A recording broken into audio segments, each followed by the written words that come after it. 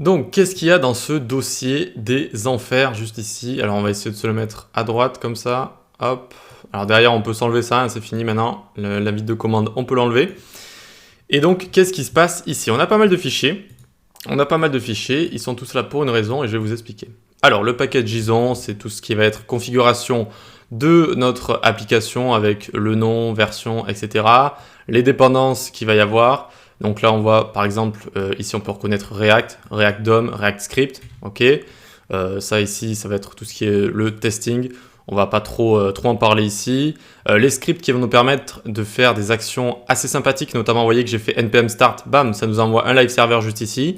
On a npm build, npm run build, qui va en fait, lorsqu'on a fini notre application, ça va nous build, ça va nous construire un dossier qu'on va pouvoir mettre en ligne facilement avec un FTP directement, donc pour le mettre facilement sur Internet. Voilà, donc ça c'est les scripts, c'est assez sympa. ESLint, etc. Bon là je vais pas rentrer dans les détails, ça va être pour tout ce qui est testing et optimisation de code par exemple. Voilà, donc ça va être aussi tout ce qui est navigateur. Donc c'est le package JSON, quand on installe une dépendance, ça va apparaître ici, par exemple si vous installez Bootstrap, Lodash, n'importe quoi que vous avez envie d'utiliser. Ensuite, on a donc juste un README ici, donc il vous donne quelques conseils en anglais. Ici, voilà, c'est juste un README. Le package log, c'est juste une version enregistrée du package JSON ici. Pareil, pas besoin de s'y intéresser. Alors, git ignore, c'est tout ce qui va être ignoré lorsqu'on va build notre version finale. Lorsqu'on a fini de développer, en fait, lorsqu'on a fini de développer, on fait npm run build et on a la version finale de notre site, de notre application web. Et là, c'est tous les dossiers, tous les fichiers que ça doit ignorer, notamment le gros dossier, notre module avec énormément d'outils, etc., qui servent à faire fonctionner ici en mode développement. Et bien, on n'a pas envie de l'avoir lorsqu'on va avoir notre site complet final sur le web. Ça alourdirait les performances, etc. Donc ici, on va ignorer tout ça. Voilà. Vous pouvez rajouter vous-même ce que vous voulez. Si vous avez des fichiers, des dossiers que vous avez envie d'ignorer. Ok, allez, on rentre dans le premier dossier, source ici. Source, c'est tout ce qui va nous servir à coder, c'est là où on va avoir tous nos composants, c'est là où tout va se passer en fait, si vous voulez. C'est dans source, c'est là que vous allez passer 99% de votre temps.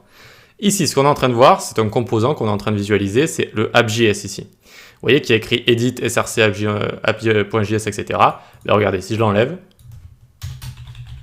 et que je mets hello world, vous pouvez le faire aussi si vous voulez. Tac, normalement ça va se mettre à jour, ok, et le Word ici directement.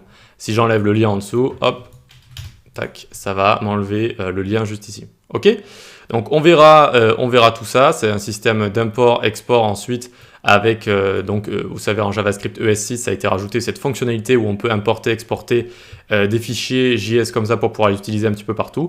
C'est le principe des composants, on va voir ça quand on apprendra ce que c'est que les composants, comment les utiliser.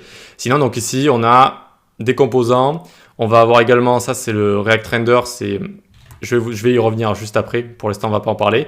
On a également des fichiers CSS qui vont styliser notamment par exemple les composants. App.test, bon ça on ne va pas en parler ici, c'est juste pour faire des tests. Le logo, ça va être le logo qu'on a juste ici. Service Worker, ça sert à faire des PWA, des Progressive Web Apps, c'est-à-dire des apps qui peuvent être vues à la fois sur portable et sur navigateur comme ça. Donc ça aussi on va pas en parler, donc on n'en aura pas besoin ici. Et les tests aussi c'est pour faire du testing. Donc ici index.js en fait ça va rendre notre application directement dans un index HTML. D'accord, donc là on voit app ici, ça correspond à notre composant qu'on a juste là. C'est ce qu'on appelle le composant root, racine, et si vous voulez c'est celui qui est tout en haut. Alors c'est peut-être un peu bizarre pour racine, mais il faut voir des racines de haut en bas si vous voulez. Et on va faire des composants enfants ensuite qui vont tous être importés dans le parent au final, et ça va faire des petites branches si vous voulez. Et tout en haut c'est le composant final app qui contient toute notre application du coup. Et donc on va le rendre ici, dans quoi? Dans une div avec l'id root. Mais où est-ce que ça se situe? Ça se situe dans public, index.html, et vous voyez donc on a un index ici, et on a une div ici avec l'id root, et toute notre application va être rendue dans une seule div. Donc ça a des avantages, ça a des inconvénients, notamment c'est rapide, il n'y a pas de temps de chargement entre les pages, etc. Et donc c'est comme ça que fonctionnent les frameworks JS pour rendre des applications web. Ok, donc tout notre index là, hop, il va rendre tout notre app.js directement dans l'index HTML qu'on a juste ici.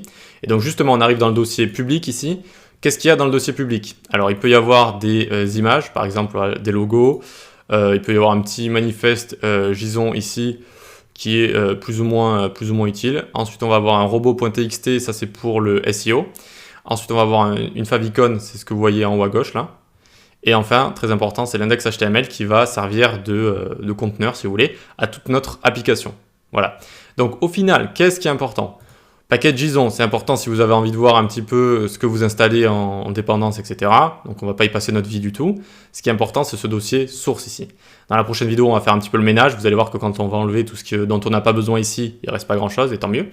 Et on verra aussi comment créer nos premiers composants. Et donc c'est ici en fait qu'on va créer nos composants, qu'on va les appeler entre eux, qu'on va gérer la logique, en fait qu'on va tout gérer. Ça va vraiment être ici dans ce dossier source. Donc on va vraiment passer du temps dans source, et c'est là en fait qu'on code la plupart du temps. Et donc voilà, il faut savoir que tout se rend dans l'index HTML ici, tout simplement. C'est tout, c'est pas plus dur que ça à comprendre.